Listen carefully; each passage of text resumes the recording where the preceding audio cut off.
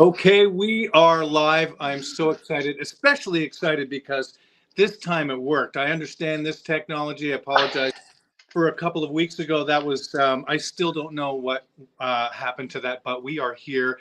And ladies and gentlemen, I think it's been almost 5 years since having my guest on today, Mr. Kent Aberle, on. We spoke during the thick of COVID. It was June 2020 when the pandemic was raging. And since then, a lot of things have changed in everybody's lives, in Kent's life. Back then, I remember Kent saying that you were happy to have a place to play some drums, make music, and keep his mind doing positive things.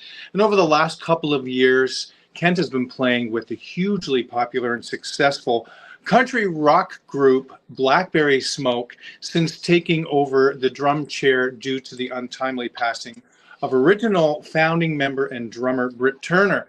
We're going to chat about that, but we're also going to chat about lots of happy things, what has transpired in your life that is good. We're also going to talk about your Gretsch drums, because this is kind of what unites us here, as well as many, many other drummers on this earth, and where you've been playing, and just how life has been treating you. So, everyone in Facebook land and YouTube land, please welcome for episode 81, Mr. Kent Aberle. Thank you, sir.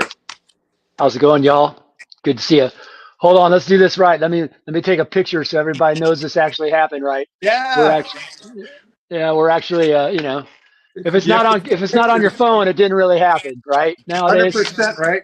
You know, I started taking pictures of food recently because, wow, I was really, that's pretty sad, right?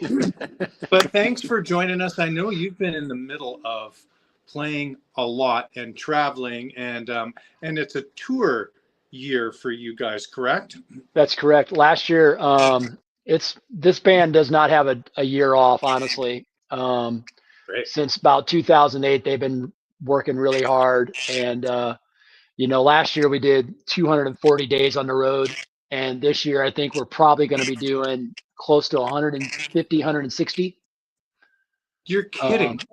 no, can you hear me? Okay, is I hear everything you working? great. Yeah, I Awesome, hear you awesome, great. That's a, that awesome. that now, is this continental USA and Canada, or where are these dates? No, we have some shows. I believe in there in July in Europe. We usually hit Europe every year. Okay. Last year we did 5 weeks. The year before that we did. Last year we did 6 weeks. The year before that we did 5 weeks in Europe. This year we're only doing like 3 weeks, but we're going to be over there opening for Skinnerd, which will be really fun.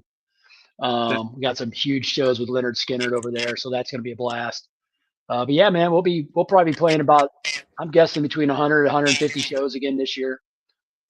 That is so great. I remember back when we chatted, you were doing so many different kinds of things, from playing with Raw, RAH, right? Did you call it Raw? Yeah, With Raw to Christian Bush, and to doing all kinds of things. And I was super stoked to see you play in this band because I knew this band and knew a bunch of these tunes, having learned them. But man, let's chat about how long have you known the guys, and what was your connection to the band? well, I've known the guys. I mean, I moved to Atlanta in 2002, and the keyboardist Brandon Still and I were pretty much each other's first best friends. We both moved to Atlanta about a week or two apart from each other and joined the same band with some high school buddies of his. So each of us were kind of like each other's first friends that we didn't know before. Yeah. Um, and then I probably met Britt and Richard. I'd say by 2003, I'd known them. Um, Britt and I both had stints at Atlanta Pro Percussion. He was there before I was there, legendary drum shop from Atlanta. And so he would always come in there and we became buddies there. And Richard would always be tagging along with him and stuff. So got to know Richard. And then Benji Shanks, the slide guitarist, and I toured with Christian Bush for probably 7 to 10 years off and on. So him and I had a really good relationship. So um, yeah, when I got the call, it was pretty easy. I was just kind of answering the call for friends and family. So it's been it's been super cool and really fun and easy. Yeah, that's an amazing. That's not always the easiest role to step in. I mean, when someone is so integral to the band, and then to have somebody else, and it sounds like everybody, the fans, the band, has just welcomed you with open arms, and like, well, as you said, you are a family, right? Oh yeah, I mean it was, the BlackBerry Smoke fans are definitely they're super dedicated. They're a wonderful group of people who travel far and wide to see the band. I've met people who've seen over 100 shows. They were calling me Brother Kent probably by like my fourth or fifth show. You know, um, and it was definitely, it was really tough because Britt was literally, he was more than just a drummer for the band. He was literally the vision of the band, and he was as the band would call it, the North Star for us. So everything that the band did kind of was done through Britt's eyes. And so when he got ill, it was definitely a lifting up by everybody involved, including the fans. It was there wasn't a night where the first year I was on the road with him, when I was out as a backup drummer and drum tech for Britt, where he would stand up and they would introduce him, and the crowd, no matter where it was, would just, I can't describe it. It was more than a standing ovation. It was literally a lifting of a spirit, and man, wasn't a dry eye any night for me, man. It was just like, I'm like, man, if you can do and be a person and be in a band and cause that type of a connection for people, it's a really special thing. So it's been proud to be. I'm very honored to be part of it. Yeah, I can imagine. I can imagine.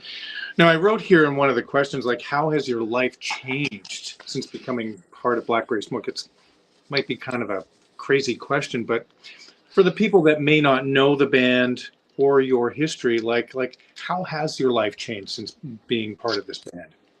Um, it's I've my buddy Don Stahl, who I went to high school with, who's a drummer of mine. Him and I, we've always kind of joked that the two of us were built for stadium rock and touring.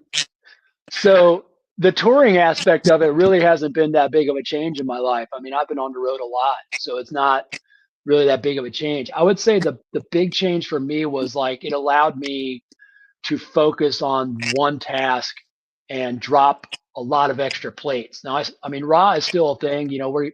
We've got some amazing new music coming out, with my buddy Kevin Spears, who's one of the world's top kalimba players. We did a show with him, so we have a release coming out for him with him on it. But it's not something that has to happen. So it's Yeah. allowed me to really focus on just being myself. Being When I'm at home, I can really focus on being a good husband, good supporter for my wife Kiva, and you know, it's just allowed me some time. Whereas before, I was, even during COVID, man, I was trying to do like 5 or 6 or 7 different projects just to keep myself occupied and keep my mind occupied. But with BlackBerry Smoke, we play so much that it allows me to kind of focus on that and drop some plates, give myself some space to kind of just, you know, be in it a little more. And what an opportunity. And it's so nice to not, I'm in a similar situation with the show I play in. I don't have to play in 4 or 5 bands anymore just to be able to pay my bills. I can now do one thing and teach as I like to teach, instead of worrying about, oh, how am I going to pay the mortgage? How am I going to pay my cell bill? And it's such a nice place where you can um, practice the things you want to practice and get better at, rather than learning another whack of songs. So that's great. I'm happy for you for that. I didn't realize the band played that many shows. Oh yeah. That's like Rush of the 70s Oh amounts yeah. of They shows, you know? I don't know of any other band that tours harder than BlackBerry Smoke. I really don't. I really don't. It's you know, it's just who we are. It's who the band is. So we just everybody loves to play, and we love getting out there and being with the fans and being on the road. So that's what we do. Yeah, I've watched a bunch of videos the last few weeks too, and I think you're coming to Art Park at some point in the Hmm. summer. Lewiston, New York, and that might be a couple of hours away from me. And I saw Jason Isbell there Come last on year. over, man. Come on Yeah, over. yeah, that would be so fun to see you and actually and meet you in person. So, but that is pretty crazy. What was the preparation like for you? Initially, you were filling in, correct? Hmm. When it wasn't well. What was the preparation like for you filling in, doing those shows early on? Well, I got the call. I was actually on the road, and I had some shows with Michelle Malone, and I was at a hotel, and Benji called me and told me the situation with Britt, that he had been diagnosed. And so I immediately started learning just that night. I just started learning songs because I was like, they're gonna need me. They wouldn't be calling me if they didn't need me. So I started learning songs. Sat up on my bed, started air drumming songs. But I think I had like 6 days to work Wow. out the set. One thing that was really nice was when I joined the team. They were in the midst of doing a celebration of the Whippoorwill album. So they Right. were doing the album front to end. So every night the set was the same except for like maybe one song, the encore. So it really allowed me Oh, I got home from that trip, got in my studio here and just literally shredded for 12 hours a day, every day for 5, 6 days until I had that record in my head. Um, and then, if they added new songs, I wrote myself up a little book. yeah. Oh, cool. Um, this is my Bible. Oh, I love that. That's awesome. So always get asked, like, do you do charts? How Right. do you learn songs? So I'm a firm believer, like the thing about music that always interests me is how music is the only type of language where people expect you to learn how to read it before you can speak it. So you have to learn how to read this and copy this before you're allowed to like play, right? And actually like hear something in your head and play it. Where I feel like that should be flipped. Yeah. But anyway, so when I write down charts, I basically would just sit down and on the plane on the way home, I bought a 3-ring binder at a local store, got a bunch of paper and started writing down the songs. And basically what I do is I just write down, I don't know if you can see that, Yeah. but I more or less write down the groove. You That's know, great. it's rock and roll. It's not rocket science, but the hits are important. The breaks are important. The feel is important. And honestly, the kick drum patterns are really important. So you got to know, like, if it's a boom, boom, boom, boom, or it's a boom, boom, boom, that matters more than anything. So Yeah. what I would do is I would just write like B for kick, C for snare, and just write myself like basic notes to where I could glance at it on stage. And so for like the first 6 shows, I had this book with all the BlackBerry Smoke songs in it, Wow. tabbed out like that for myself, basically my own little coding to where I could look down and go, oh yeah, just give myself a reminder of how that song goes. That's And then I great. did that for about I played 6 shows. And then I played 2 more shows towards the end of that first year. That was 2022. Britt had an experience, and I had to cover a couple more shows. So I played like 6 or 8 shows in 2022. 2023, I went on the road with him. He played every show until Thanksgiving, except for 2 shows in Europe. Battling brain cancer, doing. I can't imagine what his body felt like during that time, but and then once Thanksgiving hit, he played his last show at Thanksgiving of that year, and I've been playing full time since. So, but I had about 6 days to prepare, which is That's enough. It's how, enough. I guess how many tunes in the set? About 15 or 16. It's a 2 hour Yeah. set. And so you memorized stuff, and you had, like you said, you had those little cheat sheets there. Yeah. That's But pretty remarkable. I think it's important for people to hear that I truly attribute the fact that I could do that to me playing in cover bands all these years. I Right. started playing in cover bands when I was, like 18, 19 years old, you Yep. know, and you're playing for 4 hours, you're playing different songs. Everybody's going to play it a little bit different, but it trains a muscle in your brain to Yep. pick up tunes quick. Right. So I completely contribute me playing in cover bands a lot in my life to be able to pick up the tunes that quick. That's great. Were there any tempo references? Did you have a click or anything like that? Side you? Um, yeah, we do a click. We'll do a click off and on throughout the night. It just kind of depends on how we're feeling. Yeah. It's for, especially for myself, the way I look at a click, and I think the singer Charlie does also. Um, I look at the click as the floor.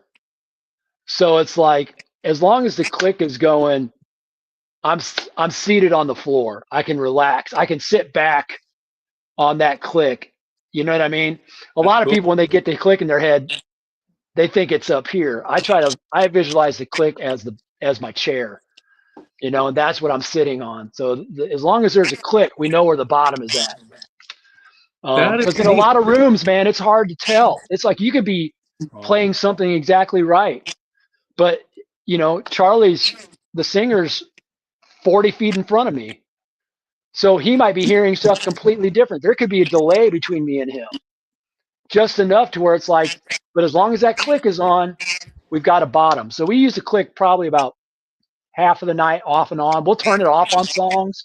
We'll turn yeah. it on in the middle of songs, which can get kind Really? of crazy, but yeah, we just Wow. used it as a reference. Do you run the click? No, Brandon, our keyboardist, runs the click. Wow. That's nice and freeing for you. And all of a sudden, when it shows up, it's like, hey, good. Oh, there's the click. Now you're Yeah. close enough to the click that he throws it on. You know what I mean? And you're cool with that. It's not like a huge adjustment, or does that ever No, happen? yeah.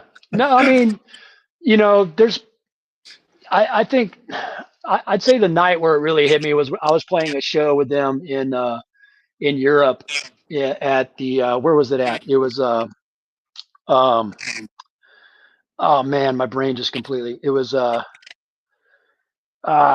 where Sabbath is from. In the um UK? yeah, in the UK, Yeah. Birmingham. We were playing Oh, in Birmingham, right. Of course. and I was extra psyched because Britt was on the bus sleeping. He actually got out of the hospital in Paris, flew to Birmingham, and wanted to play the show. But he convinced him. We convinced him. He said, "Man, you need to take a night off." And I was so full of his spirit on stage. I came out just swinging. And I'll never forget. Charlie turned around and said to the talkback man, goes, "Hey man, Kent, just relax a little bit." And after that, I feel like that was the moment I was like, "Okay, I get it." But yeah, we're usually close enough to it to where if the click comes on, it's never really that big of an issue. Of course. Of course. It's a Man, challenge. I enjoy it. It's fun. yeah, I dig the click too because there's no complaints. It was too fast. It was too slow. It is, the right tempo every night, and I dig that. I wanted to ask you, were there any words of advice from Britt throughout your time with him? Oh man. His whole thing was he was so grateful for the fans. Yeah. And he was always so thankful, for their support and their love and everything. You know, I don't think he really ever had to tell me anything, man. I just watching him live was the advice. If you're around a person like that who's going through what he's going through and he's showing up every day, um, they shouldn't really have to tell you anything. You should be able to just watch and learn and just reflect on a daily basis. Um, he just told me to always have fun, man. Have a good time. You Yeah. know, we're out here to have a good time.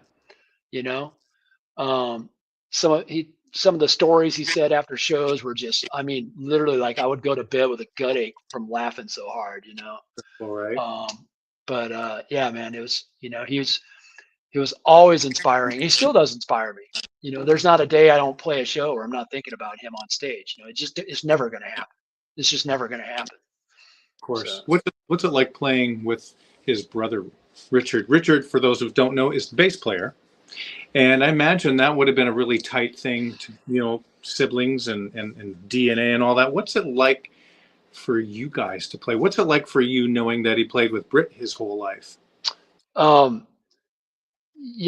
the first thing I did when I got on the bus the first night, Richard was in the back lounge hanging out, and I said, "Man, I'll be right back. I really want to hang with you." And we just got hung out on the back lounge, do what you do in the back lounge, and just got to know each other. And we talked about like the past, because I jammed with Richard. Richard used to play bass at a jam here in Atlanta, but with Lefty Williams off and on. And I sat in with him a couple of times up there. So we knew who each other were. We had respect for each other. He was always on stage, kind of like looking at me, and like wanting me to pull back or wanting me to drive or something like that. He was always kind of leaning in. And then it was on this song, One Horse Town. Yep. I did this little fill that Britt did live. And I did this fill one night. I just completely did it just like Britt did. And he kind of leaned his head back and smiled. And I was like, cool. I love Richard, man. He's a phenomenal bass player. Like,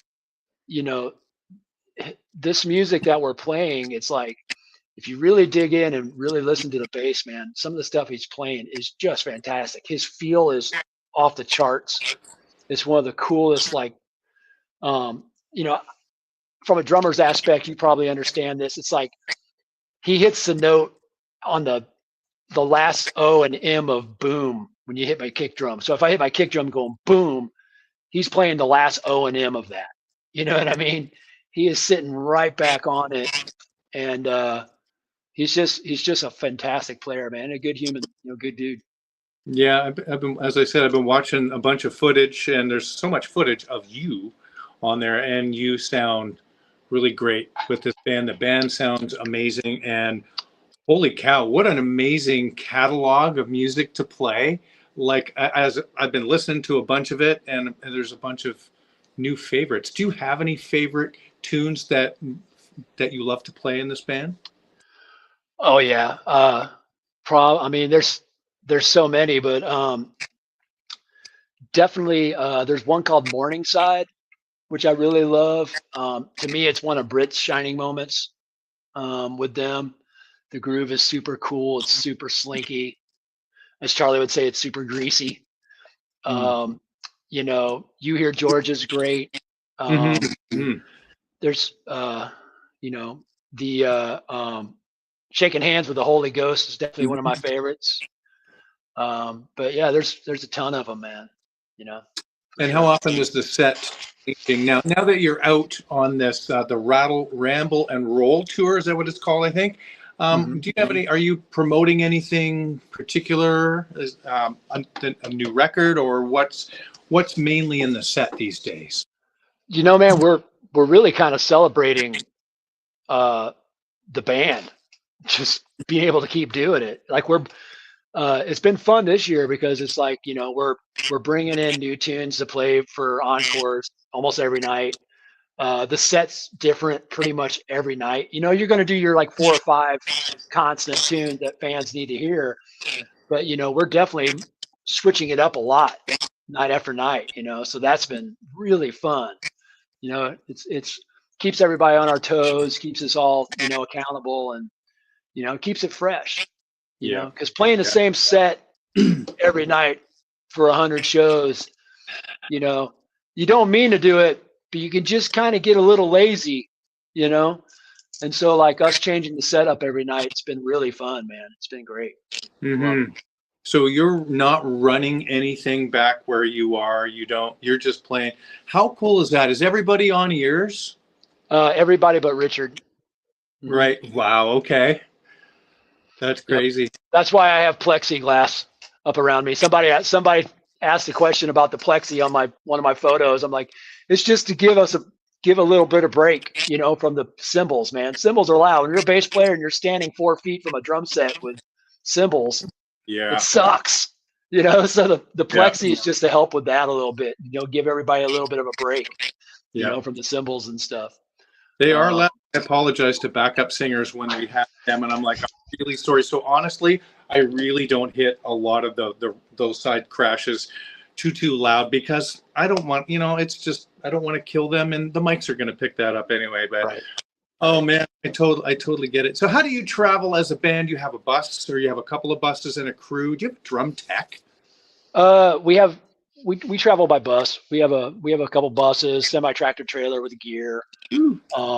We do have I don't technically have a drum tech, but we do have my buddy Chris, who joined us last year, and he's our stage production manager, and he kills it, man. He basically arranges the hands and gets everybody involved, and my kit pretty much gets set up pretty close.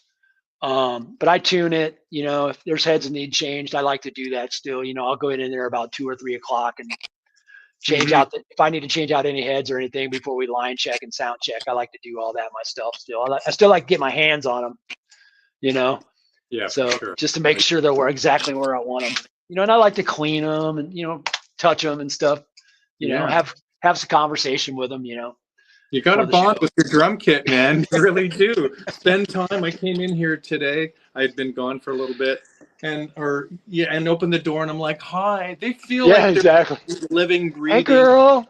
things, right? And I tap that 12 just to hear the twang, the USA twang. So let's talk about your drum kit, man. That looks so gorgeous. What is it? What's the finish? What are the sizes? And please, let's talk about. So this is my kit I got last year when I started playing with the band full time. I picked up this kit from Gretsch. Got to go to the factory and pick it up and everything. It was amazing. Yes. It's a 14 by 24. I'm like a weather person here. This is weird. 13, and then next to the 13, I go 18 and then the 16. So what I like to do is I tune my 18 up. And then my 16, I like to tune it way down to like almost like a 30, almost like a bass drum. Really?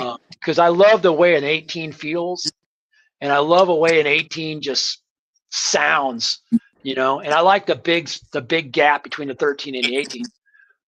But yeah, this is a USA custom. It's the black gold Duco, and then on tour now I'm playing a new USA custom which I got this year, which is a custom finish. That Josh and everybody at the factory, Paul and everybody did for me. It's a natural to black reverse Duco. So most Ducos have the dark to light in the middle. This one is light to dark in the middle, and they crushed it. It looks amazing. But that one's a 14-inch rack, 18-inch floor, 16-inch floor, 24. A 14-inch rack? Yeah, I've always wanted one. That's nuts. Not really. I mean, Bonham had a 15 rack. Yeah, that's even. It's like a. I'm not playing Rush. I'm playing Pocket and Blickum fills. I want a lot. I want a big soft thing to hit. And I'll create some space.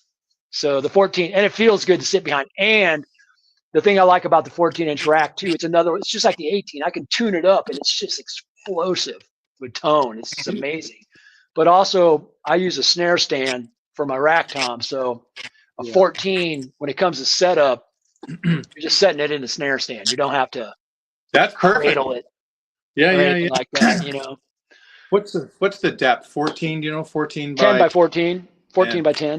No kidding. Yeah. Man, I've been hankering for like a big bass drum now because I don't know, and a 24 I think is. I just want to make sure it gets in my car. That's the problem. If I ordered I think a 14 by 24 would fit a 16. I've got a Civic for gigs. I don't think a 16 in a bag would. So yeah, it'll fit in the front seat. To get it. It'll fit in the front seat. Probably. Ooh. Dang, I like that. But what if my wife wants to come to these gigs? Oh, no, I'm not saying it. No. Well, that's very funny. That's cool. Now, what made you get the new finish? I just wanted to. I've always wanted to, I always had this vision of a finish in my head. And, I had this kit on the road and I knew it would take a while, because it's not like, it's not a pattern that they normally do and everything. So when I put the order in with the guys, you know, I was like, take your time with this. I'm not in any hurry, Yeah. you know. Yeah. Good. And then I did get in a little bit of a hurry towards the end. I was like, is it ready yet? Is it ready yet? I'm getting ready. I don't know if it's ready yet. And then, of course, they just knocked it out of the park, like bang, boom. Yeah, man, I just, you know, it just felt like it was time for me. And it's kind of like, in a lot of ways, I feel like it's probably not my last kit I buy, but I'm good for a while. You know, it's like I've got that kit on the road. I've got a USA custom in black glass sparkle that I picked up. I just ordered a 10 by 14 inch rack tom for that because I fell in love with it. But that's over in Europe, so that stays over in Europe. And then I have this one here in my studio, and then I've got my Renowns that I've had since 2007 or 2008. I've had those since then. Those are in my cases in my storage over here, ready to go for local gigs. I love it, man. I love how things have just really happened for you. I've got a kid over in Europe now, and one. No, that you need that stuff. Honest to Oh, goodness, gee, hell yeah, you need it. if you want to play Yeah, the things you want to play, you really need to have that at your disposal, yeah. and that makes me happy. And now I And really do want big drums, and I'm going to think I about want that. people to understand. I paid for it. You know, Of course. this isn't. You know, this isn't like, oh yeah, man, just whatever you need. No, I buy these kits, but it's an investment. You have to make an investment in your career sometimes. You know, and sometimes the investment for me was like, how do I make my life and the band's life easier? All right, well then I'll just buy myself another kit, send it over to Europe with the rest of the band stuff that stays over there, and it lives over there. It just makes our lives easier. It makes everybody's lives easier, you know? Yeah, for sure. Do you have the same crew that goes over to Europe as well? Yep. The crew is insane, man. Yeah. This band's crew is absolutely, it's compared to a lot of crews, man, it's a small crew. Like we don't have a lot of hands, but we use a lot of local area hands. These guys just work their asses off. And if they nail it every night, like it's just, you know, they constantly every night, man, they rise above the situation. You know, I always tell them they make miracles happen every show. Yeah. That's man, I tell you, nothing would happen without a crew, and when they're great, and if it's like a family, oh man, there's nothing like that. Yeah, right? it's great. Yeah, it's fantastic.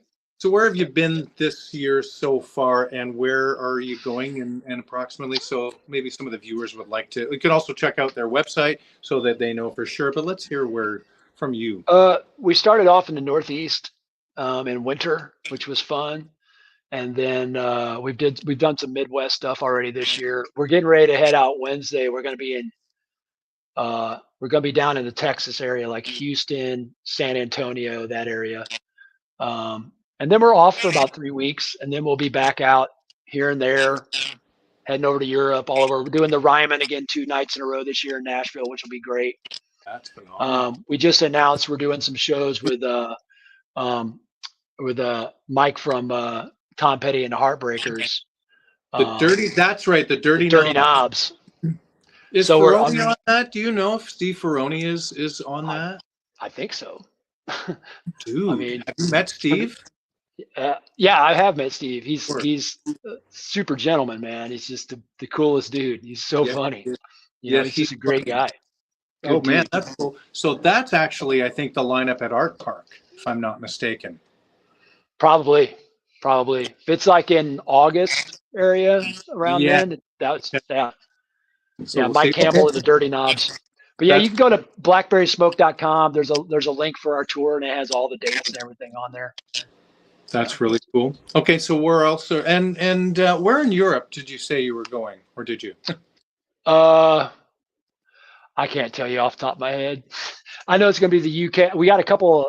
I'm really stoked. We have a couple of festivals. I think we're doing in Italy while we're over there. Wow.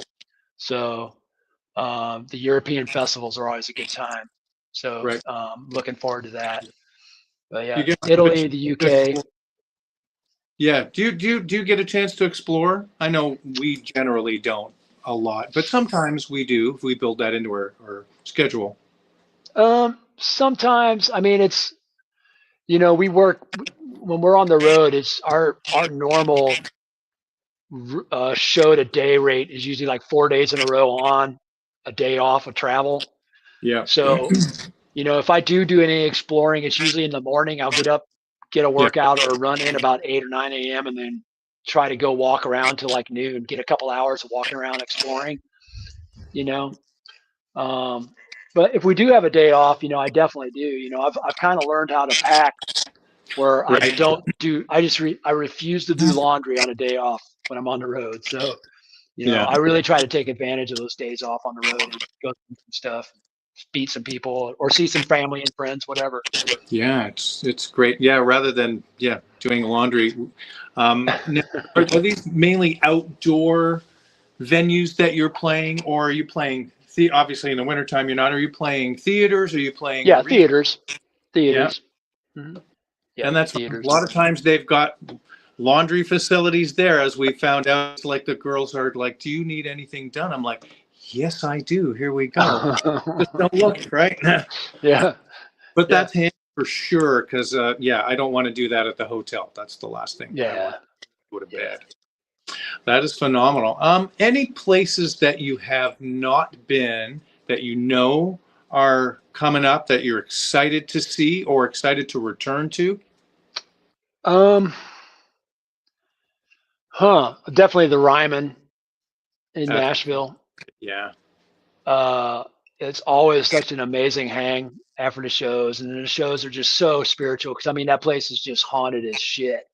You know, you walk on that stage, and it's just like, oh, you can feel everybody. It's truly amazing. It's an amazing, amazing place. So I'm really looking forward to that. Man, I'm just, I don't. I kind of just take every day to where I'm at, and I'm just really looking forward to getting on the road again, and being out more, and seeing the fans.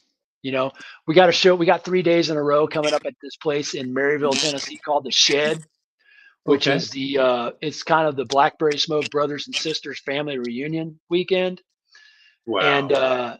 yep, it's 3 days that I'll get home and probably need about 4 days to recover from, because it's so much fun, Yeah, seeing everybody, and the shows are wild, and the fans are.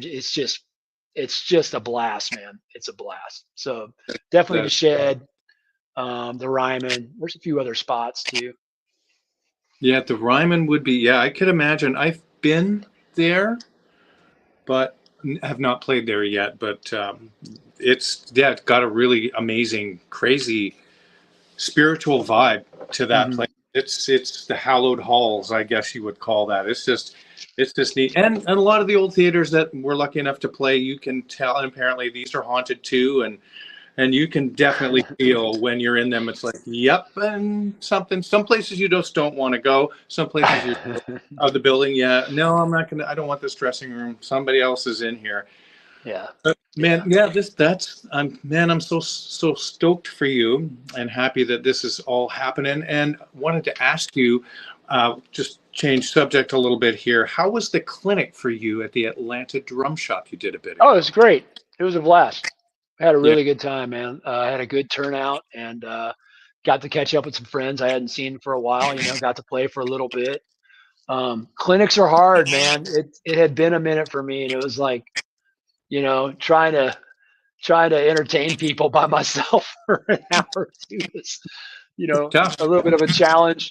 But I had a great time, man. We had a great turnout. The community supported it, and it was super cool. Had a blast. Had a It's blast. a great shop. I was there sometime last year and met John Chalden there in Oh person. yeah. Got to hang with John, and he is such a sweetheart of a guy.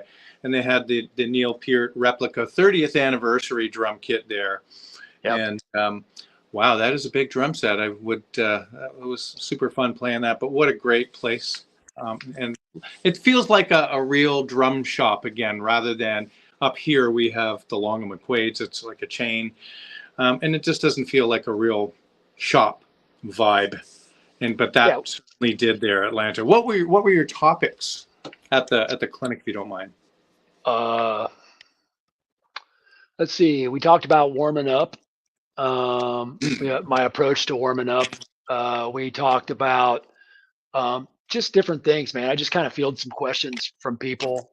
Um, you know, I've one thing I like to express at my clinics is the importance of improv, and bringing improv into your world in some shape or form. Because it's I'm a firm believer in it. You know, when COVID hit in 2020, I think it was about 2018 or 2019. I was lucky enough to start a new little gig with a buddy of mine, Anthony, in Piedmont Park at my friend Sean's coffee shop. And it was just the two of us just improving for 3 hours. He would bring like a looper pedal, and I would bring like a little bitty kit with some bongos and my foot clave and stuff. And we would just improv. And then Scott Box and I played for a long time, and Scott could play guitar, he could play sax. So we were getting out there and getting into it, man. And I can honestly tell you, man, the ability, the challenge of playing improv for 3 hours, playing with guys using loopers and stuff was so effective for my time. Yeah. Allowing me to relax, allowing me not to be afraid to commit to something. It was really, really, really cool. So I always tell people, it's like, and I would love to see it at schools even, it's like, I would love to see for school band programs where if you have a group of kids who are just excelling at their instrument and they're bored playing the same old pep band stuff, give them time, make it a advanced class or something where they get to go into a room and just improv together, because that's where their musicianship will truly go to the next level, and they fall in love with their instrument even harder, because now they're not playing something through an instrument that they're being told to play. They're speaking and breathing through their instrument, which connects you to that instrument even more. I mean, one of the reasons why I feel like I'm successful is because my parents never told me what to play. They never forced me into drum lessons or anything. They bought me a drum set when I was 7 years old, and I just beat the crap out of it until I moved out at 18. And I figured it out. I learned I had to learn later on some technique things just to get through some blockages and get through some like ruts and walls that I wasn't breaking through. So I had to work on technique, which I was able to do with some great teachers. But at the beginning, it was more about just me expressing myself. And I feel like that is lost in our music and in our music education programs right now. And nobody talks about that. They really don't. And I'm really happy that you spontaneously brought that up, because after playing our show for so many times during the year, I sit down in here and I'm wondering, I can't play anything. It takes me a minute to just empty and not filter and judge it in my head before it comes out and go, oh, that's garbage, or don't play that. So to be able to sit down and just play. I used to think that sometimes I was a better drummer. I wasn't, of course, early on when I had no filter in my head. You know what I mean? And commit, like you said, commit to something. It's like golf. It's just like golf. If you play golf, if you don't give a shit and you go out there with your buddies and you're just going out there to smoke a joint, drink some beer, and play some golf, you play great. But then once you play great, then all of a sudden you're like, oh, well, now I need to like really get serious about playing golf. And then you start to suck. And then you get frustrated and you're breaking clubs. It's like, if you can just enjoy it and just be in it and just enjoy it for the moment, it's Have great. You seen me play golf before? You're right, though. How many times? Or sometimes if I know I'm getting tight on stage, I will pretend that I am brought in as this other guy who's never really played the show, so I don't know what not to play. You know what I mean? It's like, and then I feel like, oh, I'm more relaxed, feel great, and I feel nobody ever says anything, even when you're tight, like, oh man, that sucked or anything. But still, if it doesn't feel good when you're playing it and doesn't feel like you're connected to the music and the instrument, then it's not an enjoyable performance. But man, this is gold. Well, yeah, and also, you know, the drummer is we're creating the feel, right? Or we're we're adding the physical element to the feel of the song. Right. We're pushing the air that makes people get out of their seats and dance. You know, we're moving the subs, our snares hitting them, our kicks hitting them in the chest, our snares hitting them in the face, and if we're not relaxed and we're not confident on stage, good players can feel that Yeah. when you're playing with them.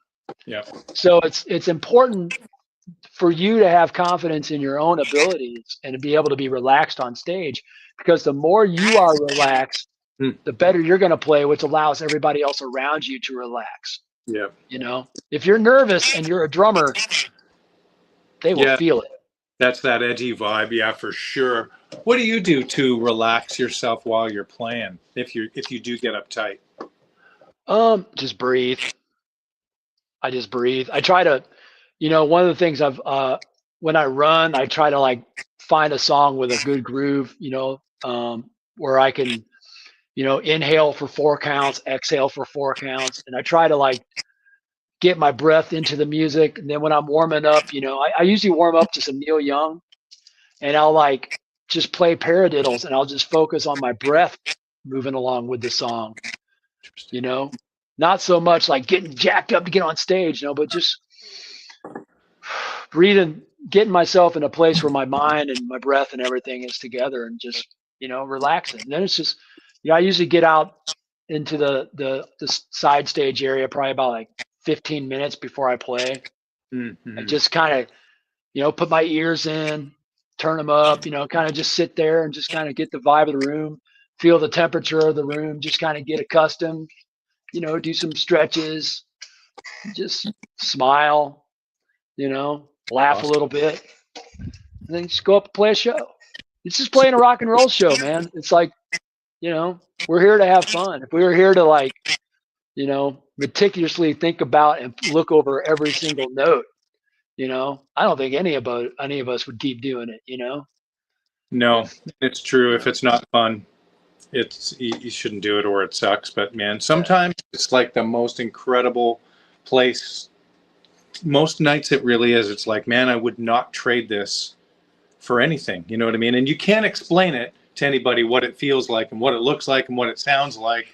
And that's, man, especially the size of the crowds that you guys are playing to. What kind of range of audiences you have? A couple thousand people and all the way Yeah. I mean, we'll play between probably 1,500 to 2,000 people every night, you know?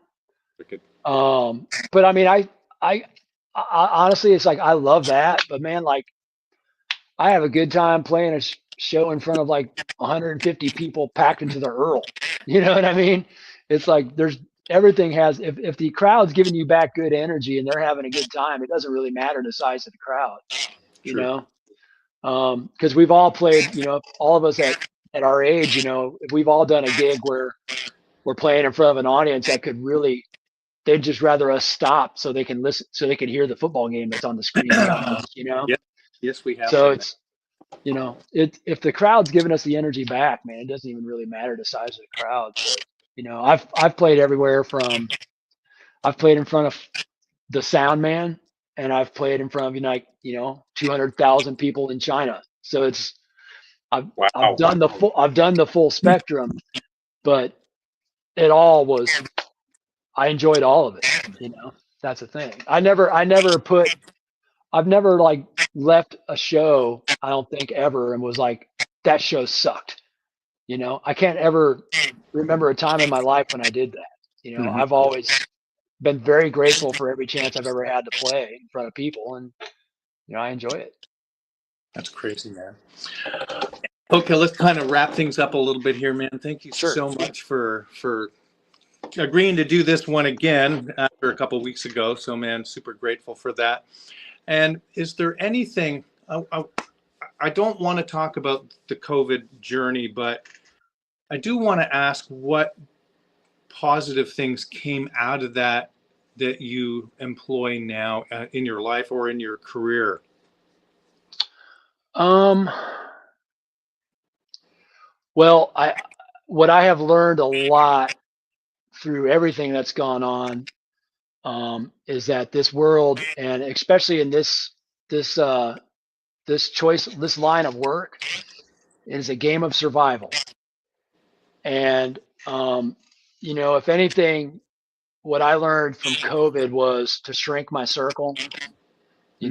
Really focus on things that I can control. I really got tight with my now wife Kiva, and her family, and my family got tighter. I really tried to just really focus on my circle. I tried to stay productive with myself, like not get into like a super scrolling thing or anything like that. I basically learned I said, well, I got to learn how to record drums. So I took some Pro Tools classes on YouTube University, and Yep. one of the best classes I took over COVID actually was the Grammy organization, which it takes a lot to become a member of the Grammys. You got to be kind of in the U.S. You got to be kind of like invited in, but they have an amazing charitable organization called Music Cares. Okay. And through Music Cares, they gave all of us members, during COVID, they gave us a 1-year subscription to Masterclass. Wow. Yeah, and I took the jazz Masterclass, and I took a couple other ones, and they were great. But I took the sleep Masterclass, and I learned how to sleep. I actually took a class on how to sleep, and that has been a huge game changer for me, because now it's like I can lay down anywhere and I know how to take my mind into sleep mode. Yeah. Yeah. So the bus is, I can handle the bus. I can handle the travel. I still get good night's sleep pretty much every night. Really? Yeah, it's great. It was great. I can't remember the guy's name who taught it. Redheaded guy.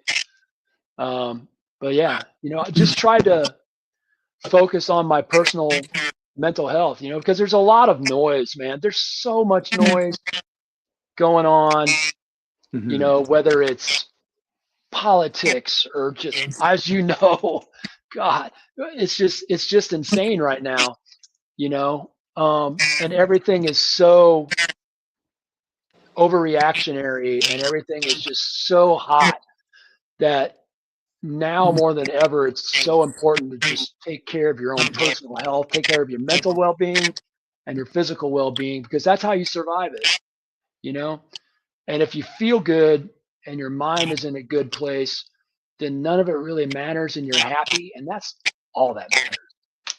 So Man, that's kind of what I learned. I watched our first episode we did, and remembered a bunch of things, and was reminded of some things, and man, I appreciate you just giving us so much more wisdom and some great insights, and I love learning these things from the guests, from everybody that I talk to, and we do the same kind of job, which is great. But I'm always so grateful for you, for the wisdom, and for your insights and the time, and all the best to you the upcoming for the rest of the year. And let's hope I'm off that week and can come down and see you. There's a good chance I can probably make it happen, but I will let you know well in advance. Thank you, brother. My pleasure, man. It's great to see you. Great seeing you. See you on the road, everybody. Gretsch drums.